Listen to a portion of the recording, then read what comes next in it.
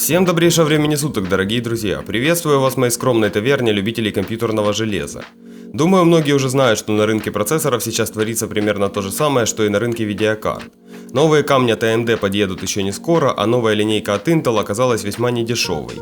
Поэтому давайте в этом видео немного разберемся в происходящем и посмотрим, что можно брать, а что лучше не стоит. Я не стал делать отдельные ролики для AMD и Intel, а решил просто сделать общий, так как все в принципе познается в сравнении. Ну а перед тем, как мы перейдем к обзору рынка процессоров, не забудьте подписаться на мой канал и нажать на колокольчик, чтобы всегда быть в курсе актуальных комплектующих. А все ссылки на процессоры из этого видео будут, как всегда, в закрепленном комментарии. И начать я хочу с самых бюджетных камней, которые идеально подойдут в бюджетный игровой компьютер.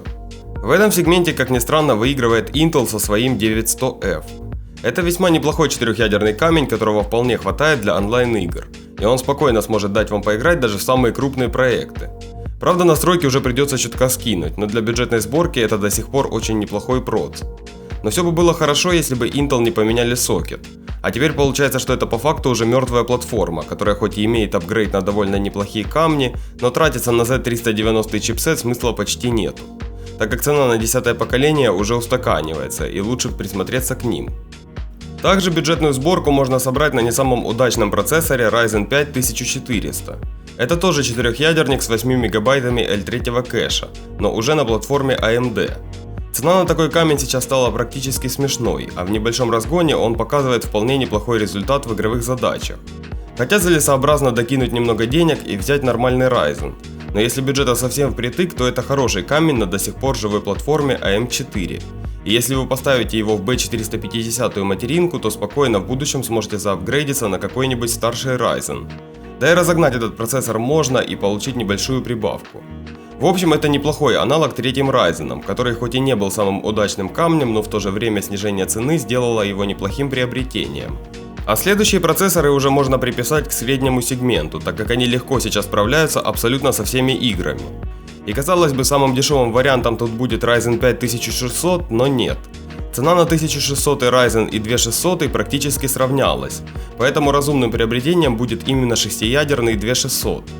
Это сейчас самый адекватный процессор, который смело можно ставить и играть. С хорошей оперативной памятью он спокойно нагружает даже самые топовые видеокарты, а немного разогнать его можно даже на недорогих материнках. В общем, народный вариант для игрового компьютера с небольшим ценником. Но переплатив всего 1000 рублей, можно взять Ryzen 5 3500, который выступает примерно на одном уровне с 2600. У этого камня есть преимущество в виде поддержки PCI 4.0 и ядер Zen 2. Кэша у него всего 16 мегабайт. Это, кстати, в 2 раза меньше, чем у 3600 Ryzen. Но если вы найдете 3500 с буквой X в конце, то сможете спокойно получить заветные 32 мегабайта. Правда, такая модель выходила только для китайского рынка. Также из главных минусов является отсутствие гипертрейдинга и на его борту всего 6 потоков. Но в качестве обновленного аналога Ryzen 5 2600 он смотрится весьма бодро. А вот дальше на рынке начинаются уже процессоры от синих. Всего за десятку можно взять Core i3 10100 на новом сокете 1200.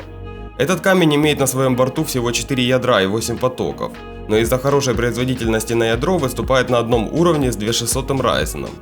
Это как раз тот самый процессор, за который нужно переплатить, если вы хотите собирать сборку на Intel. Во-первых, такой процессор даст вам новую платформу с возможностью апгрейда. А во-вторых, вы сможете взять его и потратить бюджет на достойную материнскую плату на Z490 чипсете. Это, конечно, не очень разумное решение в плане бюджета, но жить на Intel без Z-чипсета не очень интересно. А вот имея достойную мать, вы со временем сможете поставить туда топовые игровые процессоры. Ну а так как уже стало известно, что следующие камни точно будут поддерживать 1200 сокет, так это вообще вполне неплохой вариант. А этого процессора вам за глаза хватит поиграть в современные игры. И следующий процессор на рынке, к которому можно присмотреться, это Ryzen 7 2700X. Это 8-ядерный монстр от компании AMD, который сейчас является ценовым конкурентом Ryzen 5 3600. С одной стороны, в играх он отрисовывает не такой же большой FPS, как процессоры на Zen 2. Но с другой стороны, он имеет на 2 ядра больше и достаточно неплохие частоты. Правда, лучше всего брать именно версию с приставкой X, из-за ее больших частот. Также стоит отметить, что для рабочих задач это практически идеальный процессор по цене, а если игры начнут лучше задействовать большое количество потоков, то вы явно не потеряете в FPS с таким камнем. Но у всего хорошего есть свои минусы, и главный минус этого камня – это его достаточно большой теплопакет. и под него вам придется брать уже хороший охлад и не самую дешевую материнку. Ну а следующий камень — это всеми любимый Ryzen 5 3600. Это идеальный игровой процессор, который сейчас спокойно может работать даже в самых бюджетных материнских платах. А по производительности у него даже есть хороший запас на будущее.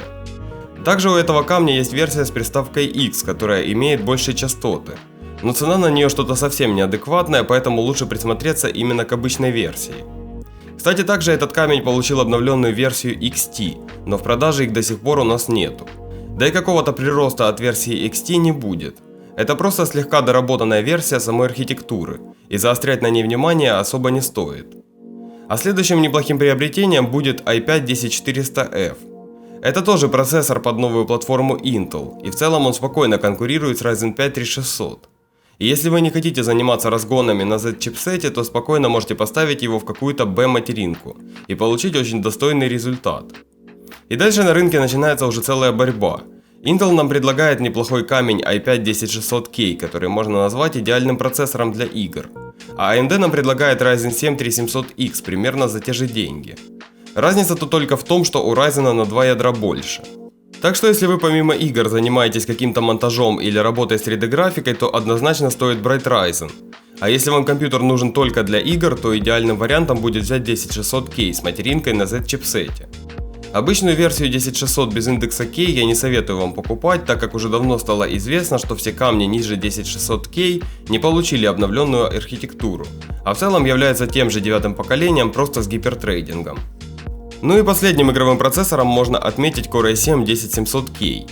Этот камень, как и все 8-ядерные Ryzen, является процом с запасом на будущее, так как сейчас игры не так активно задействуют 8 ядер. Но когда наконец-то до нас дойдет Next Gen, то дополнительные 2 ядра точно сыграют свою роль. А вот конкретно у этого камня 2 ядра точно дадут больший прирост в играх, чем у Ryzen. Но и бабла отвалить за них придется немало. Все более дорогие процессоры назвать игровыми уже сложно, так как их мощность играм в ближайшее время точно не понадобится. Так что это в целом все игровые решения на рынке процессоров. Ну а если у вас есть какой-то вопрос по сборке ПК, то вы спокойно можете написать мне его в комментариях под видео или в сообщениях моей группы в ВК. Спасибо всем, кто ставит лайки и подписывается на мой канал. До скорых встреч, друзья!